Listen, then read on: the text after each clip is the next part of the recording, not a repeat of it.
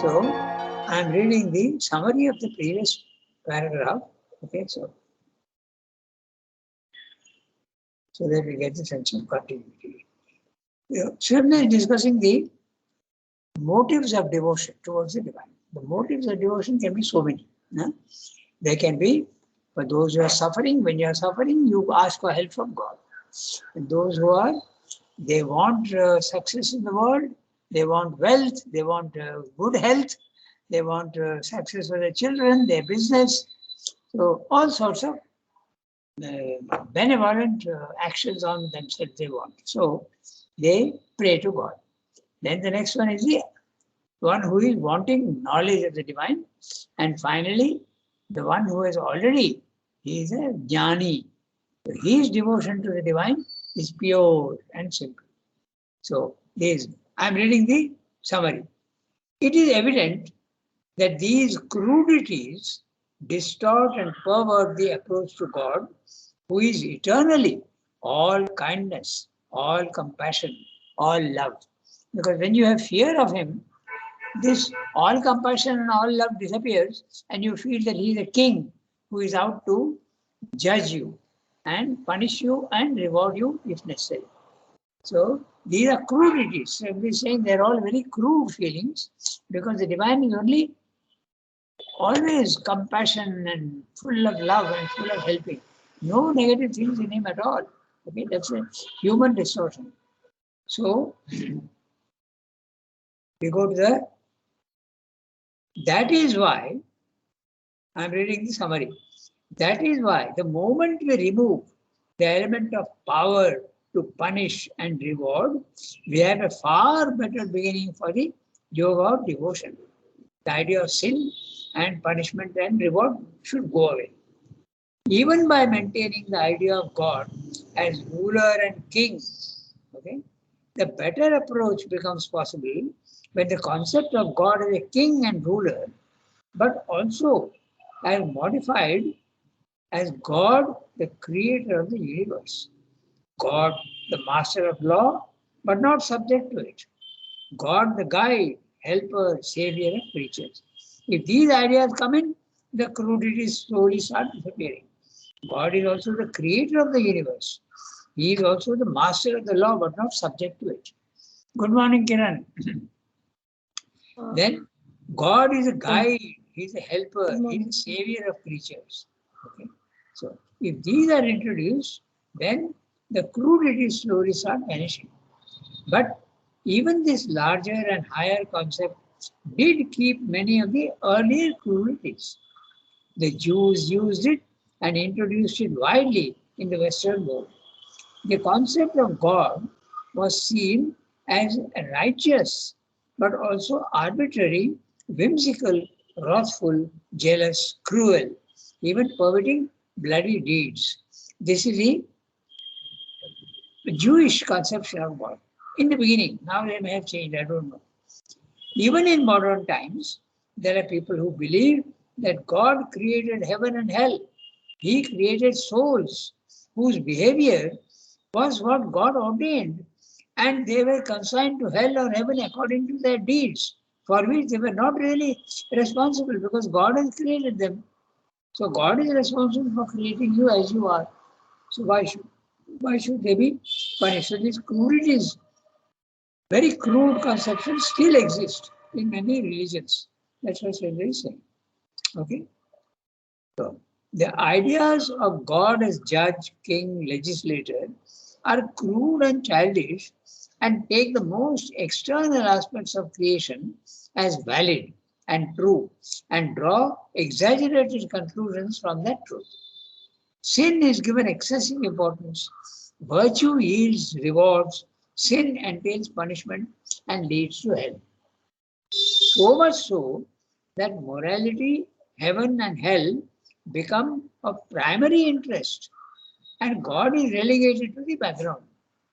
Okay? So, these crude ideas have been steps in the religious education of mankind, but have no place for the yogin who knows the truth that these crude primitive ideas are the most superficial appearances only and have no essential truth in them.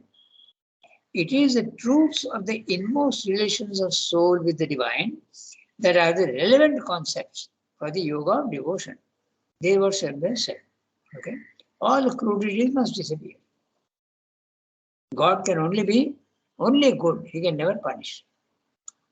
Okay? Interpretation of punishment, you have to take in a different way. Okay. So now we read the next para, which we have read yesterday. So each sentence I'll read. Okay, so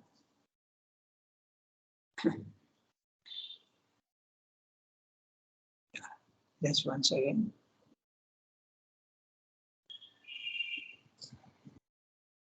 Oh.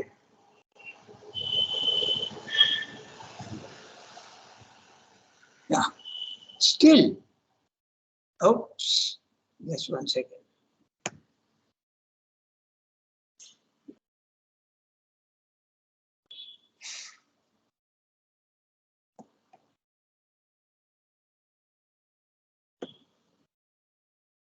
My computer is jumping. I'm getting the text. Okay, so just 1 second. Yeah. Then this.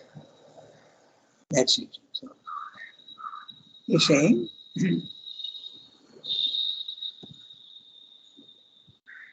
Still, out of this conception, the crudities,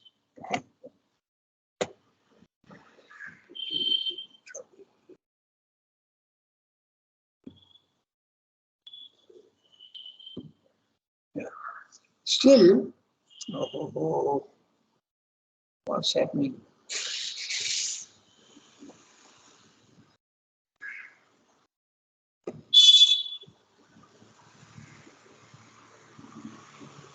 Just 1 second. My text is jumping. So just 1 second. Yeah.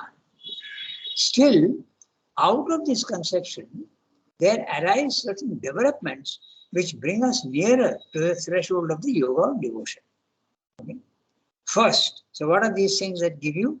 Even from the crude starting, there are always gradations. Huh? So this is very important. Always, in everything, there are gradations from extreme to extreme.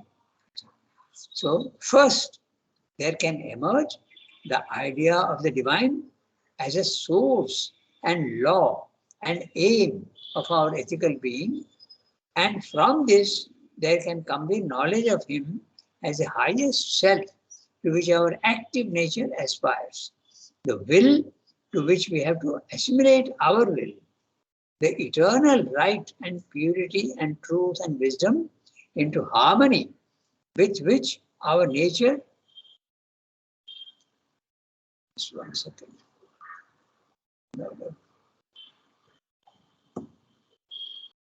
Yeah. Lot of jumping today. My text is jumping. Okay. So first there can emerge the idea of the divine as a source and law and aim of our ethical being. And from this there can come the knowledge of Him as the highest self to which our active nature aspires. The will to which we have to assimilate our will. So all these ideas can slowly come in. Okay? That He is something, He is the highest and the supreme, and we have to obey Him. We have to assimilate our will to His will. Okay? That's what He's saying. The eternal right and purity and truth and wisdom into harmony with which our nature has to grow. We have to understand what is the right thing, we have to understand the purity, truth, wisdom, and we have to grow into the divine harmony with which our nature has to grow and towards whose being our being is attracted. We have to become like Him. By this way, we arrive at the yoga of works, and this yoga has a place for personal devotion to the divine, for the divine will appears as the master of our works. Okay, so, as a master. So, in other words, what is happening is that devotion is also becoming karma yoga. Okay, so that's what he's saying.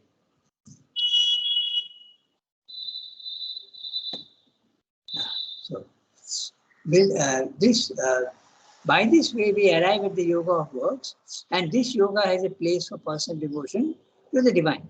For the divine will appear as a master of our works, to whose voice we must listen and whose divine impulsion we must obey, and whose work it is the sole business of our active life and will to do. So, this can come at a very late stage because naturally to understand that whatever you are doing, work you are doing only for Him, comes at a very late stage. 90% of human beings work only for themselves. No?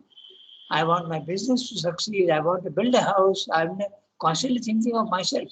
So this comes very late. Okay, to whose voice we must listen, and whose divine impulsion we must obey, and whose work it is the sole business of our active life to do. So all our work is only for Him. Second question. Secondly, not the point, second point. Secondly, there emerges the idea of the divine spirit, the Father of all, who extends his wings of benignant protection and love over all his creatures. And from that grows between the soul and the divine the relation of a father and child, a relation of love, and as a result, the relation of brotherhood with our fellow beings. Okay? We are all children of one God. Okay? These relations of the divine into the calm, pure light of whose nature we have to grow, and the master whom we have to approach through works and service. The father who responds to the love of the soul that approaches him as a child are admitted elements in the yoga of devotion. So, devotion, yoga of devotion is slowly becoming also yoga of karma yoga, yoga of works. Whatever work we have to do for him. So that's what it is. We can go to the next para. These are all ideas that come to the ones who are going pretty fast on the way of devotion.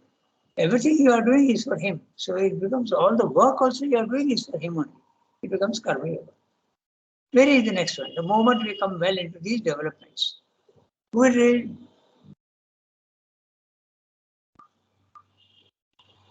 Who has the text?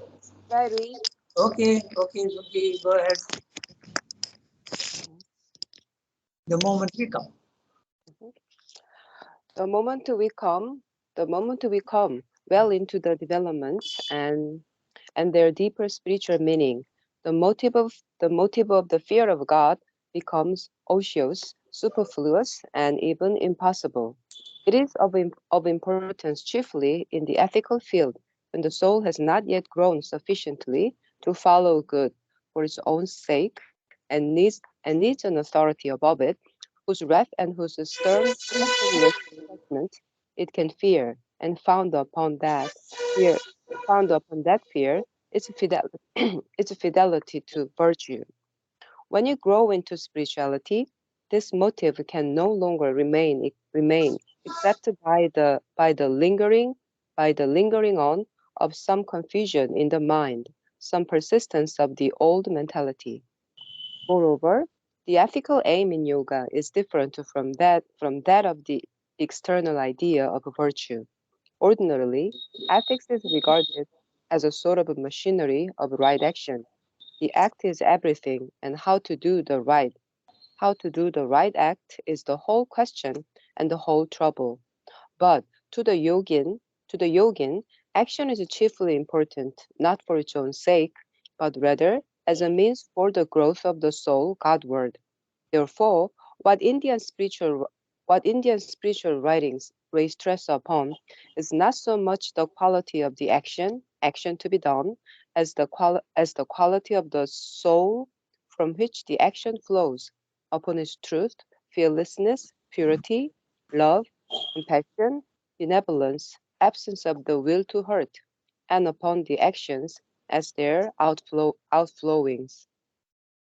The old Western idea that human nature is intrinsically bad and virtue is a thing to be followed out in this in despite of our fallen nature, to which it is contrary, is foreign to the Indian mentality trained from ancient times in the ideas of the yogins.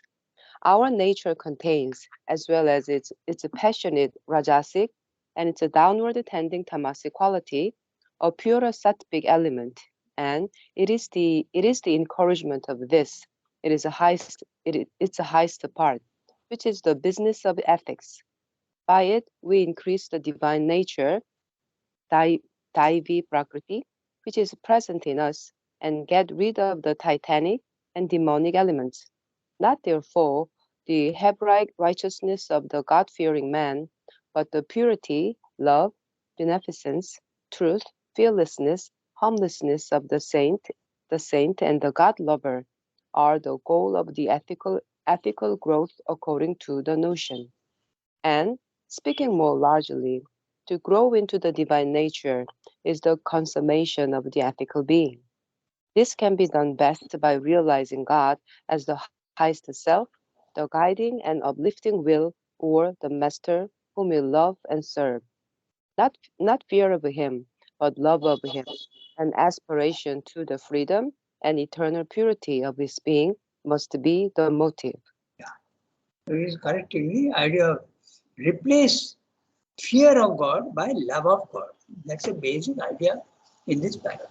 Okay, so we'll go through each one. He has also used the word Daivi Prakriti. What exactly that means, okay, we have to see. And it's contrasting the Indian idea with the Western idea. Mostly the Western idea means the Christianity idea that you are born a sinner, you are imperfect. Sinner is a very strong word, but if you want to make it more mild, you can say you are born limited. But as Sri Aurobindo says also in yoga, don't stress the negative parts in you. You must be perfectly observant about your defects, but you need not exaggerate them because you have got a divine element in you. Rather, you can exaggerate the divine element in you, which is better. If at all you have to exaggerate, exaggeration is always wrong. But if you want to exaggerate at all, better exaggerate the right things. And if you exaggerate too much again, that also lead to ego and pride. Okay, I am divine. Okay, that can become false.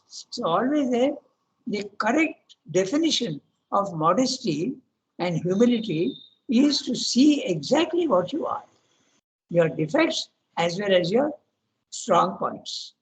That is what this is really what he's saying here in this paragraph. We'll have a look. The moment, I'm reading each sentence, the moment we come well into these developments and their deeper spiritual meaning, the motive of the fear of God becomes otiose. Otiose means useless, not necessary at all, unnecessary, superfluous. It's very, very shallow. The idea of God is a judge, okay, and a punisher. Okay, that's very superfluous and even impossible. You realize that it's absolutely impossible for God to punish anybody. Okay? He has created his own, the universe and his own children. And why will he punish his own children? The motive of the fear of God becomes obvious, superfluous, and even impossible. It is of importance chiefly in the ethical field. The ethical field is the field of morality. Morality and spirituality, the basic difference is in morality, you want the right action. Okay? For instance, you should not kill, you should not tell lies. That is more important. What your motive is not so important. But in the spiritual field, the motive is more important than the action. In other words, if the divine tells you to kill, you will be immoral, but you will be spiritually right. If the divine tells you to, I'm just giving you an example. Huh?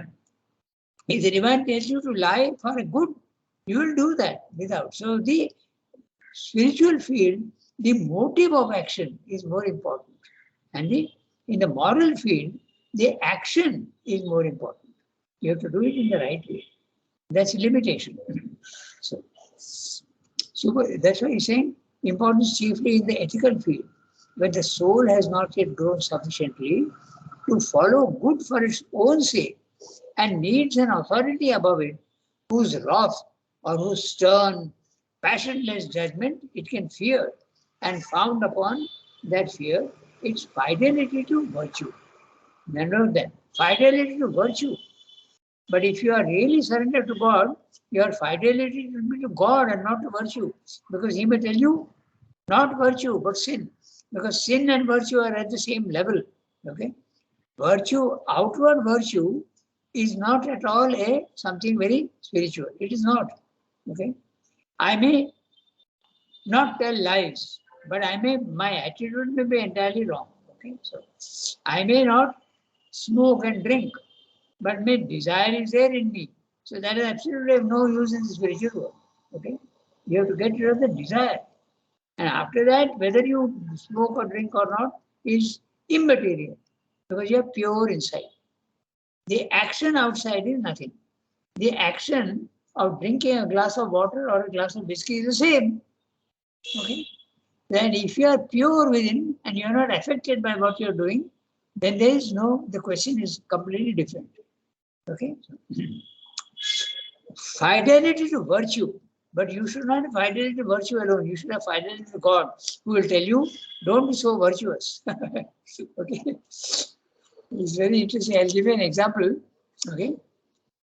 Mother used to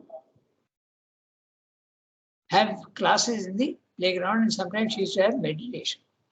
And meditation, sometimes in our playground, we used to have music, okay, and things like that.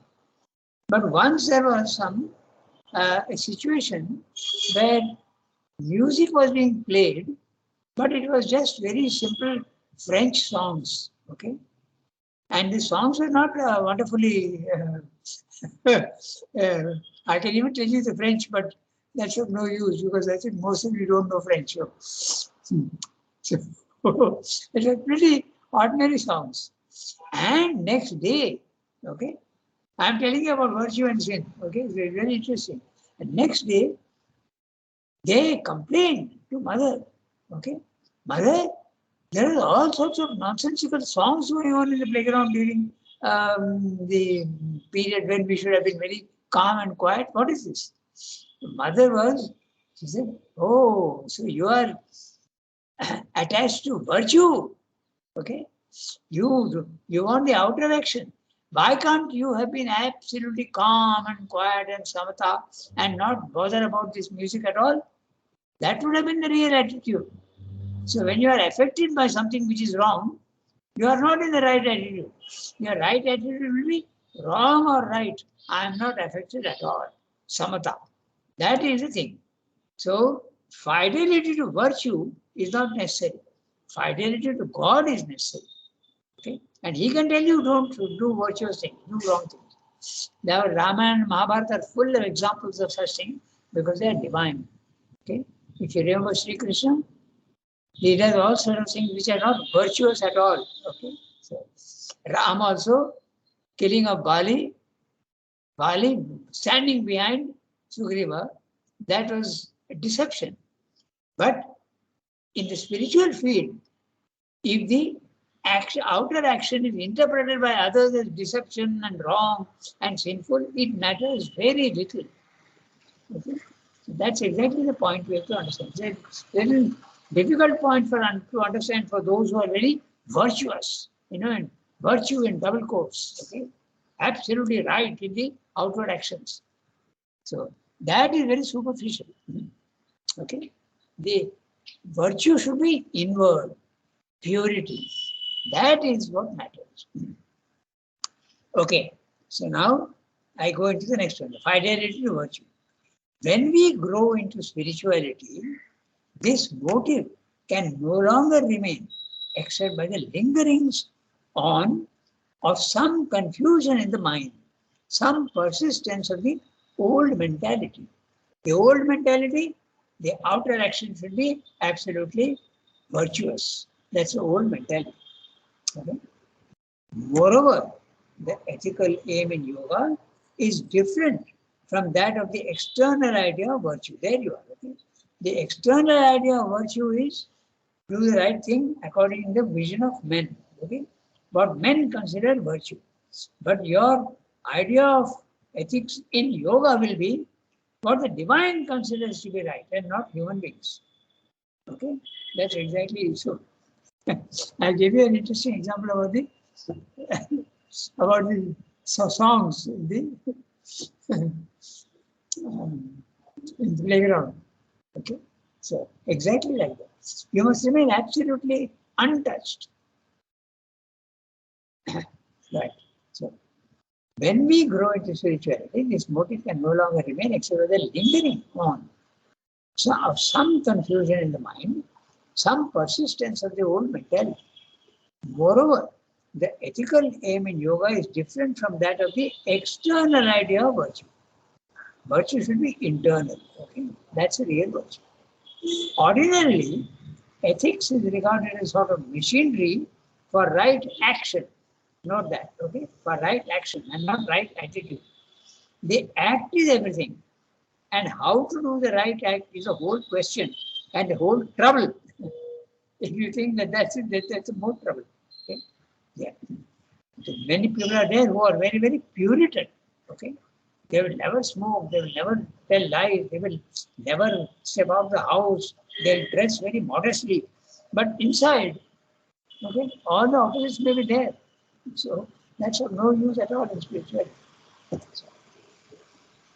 Okay, so I read the next sentence. But the yogin action, but to the yogin, action is chiefly important, not for its own sake, but rather as a means for the growth of the soul Godward. So, action, if God tells you to do an action, you will obey Him, whether it is virtuous or not, whether it is moral or not. Okay? Therefore, what Indian spiritual writings lay stress upon is not so much the quality of the action to be done as the quality of the soul from which the action flows. Several use the word quality of the soul, but even we can say the quality of the mind and the vital. But the mind and the vital, usually the quality is not at all very good. So that's why he's saying soul. Okay? The real purity can come only from the soul, not from the body and vital and mind. From which the action flows. Upon its truth, fearlessness, purity, love, compassion, benevolence, absent of the will to hurt, and upon the actions as their outflows. So the attitude within is 10 times more important than the attitude without. The action without. So there is stress. Internal is more important than the external. The old Western idea that human nature is intrinsically bad and virtue is a thing to be followed out in despite of our foreign nature to which it is contrary, is foreign to the Indian mentality, trained from ancient times in the idea of the yogins. Our nature contains, as well as its passionate rajasic and its downward tending tamasic quality, a purer sattvic element, and it's the encouragement of this, its highest part, which is the business of ethics. So ethics, when applied to yoga, must be have this idea, okay, that yes, there is defects and there are a lot of imperfections in us, but not stress them too much. Okay? A very honest look at one's defects are very necessary, but we don't need to exaggerate them beyond a certain point. Okay? Sri Aurobindo says that very clearly. He says that lean towards the positive sides and don't worry too much about the negative sides, although your observation must be perfect. Don't neglect your negative sides. Don't neglect your defects. But don't overstress them either. That's of no use. Because then constantly you're thinking of your sins, you will be more plunged in sin only. Think of yourself as a divine. Okay? So that's what he's saying. A purer sattvic element, both are there in you. And it's the encouragement of this, its highest part, which is the basis of ethics. By it, the right attitude, we increase the divine nature, Daivi Prakriti. Prakriti is nature and Daivi is divine. okay, from Deva, adjective to Prakriti, which is present in us, and get rid of the titanic and demoniac elements. So if you go on stressing the positive side, slowly the negatives becomes less and less important and finally fritters out. By it we increase the divine nature, Daivi Prakriti, which is present in us, and get rid of the titanic and demoniac elements. Not therefore the Hebraic righteousness of the God-fearing man, but the purity, love, beneficence, truth, fearlessness, harmlessness of the saint and the God lover are the goal of the ethical growth according to this notion. The Indian notion that you are divine essentially, get rid of all the defects by all means, get rid of the defects, but don't overstress them. By the way, the word Hebraic means Jewish. Huh? The Hebrew is the language of the Jews. So, Hebraic is the Jewish righteousness. And speaking more largely, to grow into the divine nature is a consummation of the ethical being. So you have to put on the divine nature. Okay? Not only have knowledge of him, not only have love for him, but also his nature. Okay? This can be done best by realizing God as a higher self. That idea of the higher self idea with its wrong notions, you can start from that higher and you will come to this knowledge. That's what Swami is saying in this paragraph. That the wrong notions also can slowly be turned into the right notions. The guiding and uplifting will of the Master, whom we love and serve. Not fear of him, but love of him, and aspiration to the freedom and eternal purity of his being must be the motive.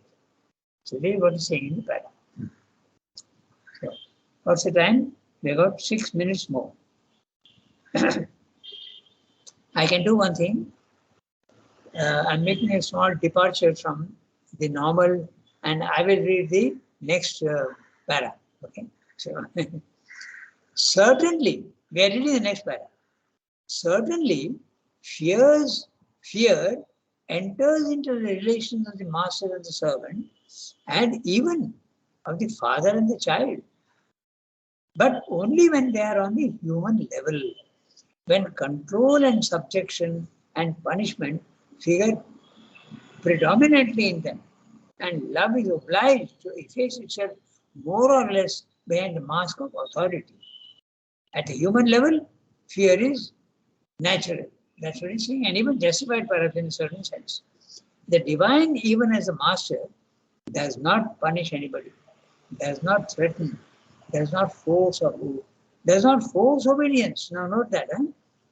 He is not doing anything to turn people towards you. Must yourself turn towards him, then he will help you. But no forcing at all. Does not force obedience. In many systems in yoga, you are asked to do strictly what the Guru is telling you to do. Okay? In the integral yoga, it's not like that. You yourself have to turn to him. He will not force any ideas on you.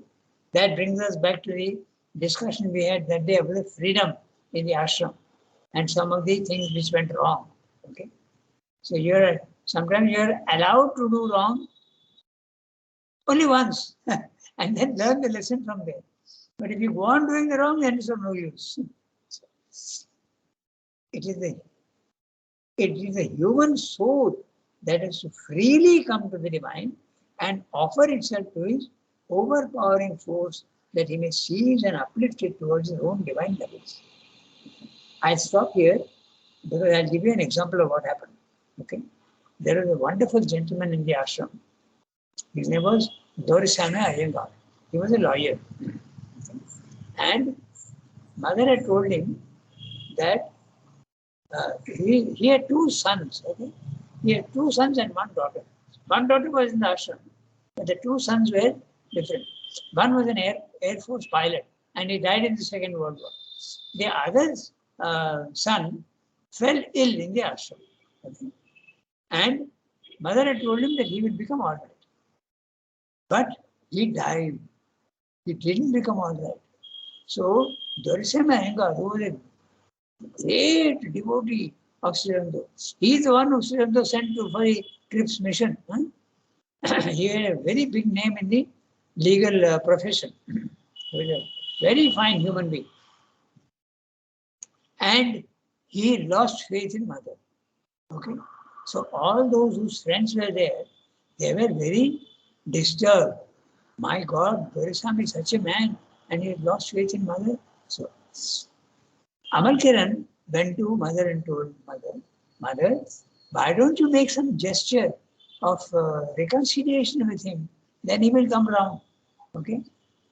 But Mother said, no, it is his soul, his being that must freely come to me and understand the circumstances under which this happened, this incident of his son dying. So he has made up his mind that I made a wrong judgment, but he has to learn himself. My doing anything is not necessary, nor is it right.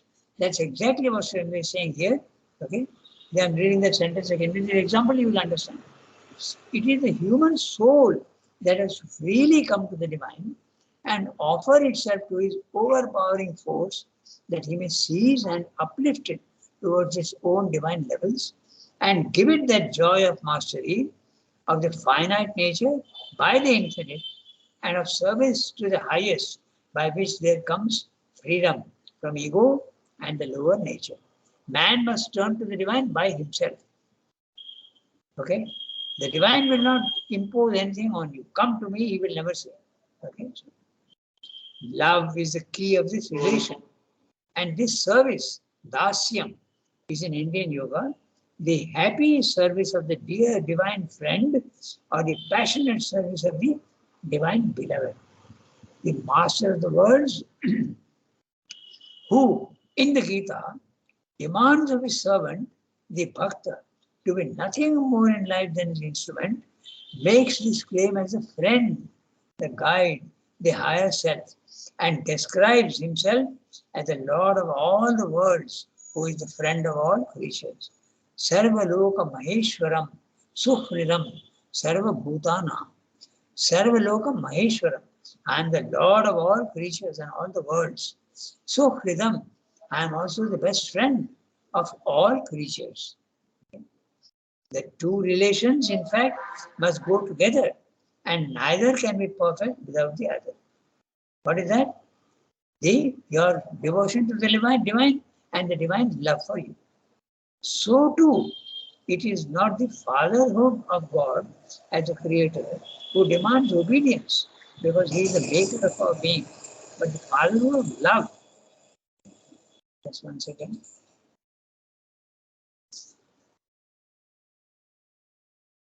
The fatherhood of love. This one. Yeah, the fatherhood of love, which leads us towards a closer soul union with you. Love is a real key in both. Perfect love is inconsistent with the admission of the motive of fear. Idea of fear has to go away absolutely. Closeness of the divine, of the human soul to the divine, is the object, and fear sets always a barrier and a distance. Even awe and reverence for the divine power are a sign of distance and division, and they disappear in the intimacy of the union of love. Moreover, fear belongs to the lower nature, to the lower self, and in approaching the higher self, must be put aside before we can enter into his presence. So, a beautiful paragraph where he's saying that even awe of the divine, okay, that also gives you a distance. You must feel an intimacy with the divine. So, beautiful paragraph where he's saying fear must disappear and be replaced by love. Basically, that's what he's saying. Okay, 8:40. We can stop here today. Thank you, Rangada. Okay. Thank you, Rangada. Au revoir, everybody. Have a nice day.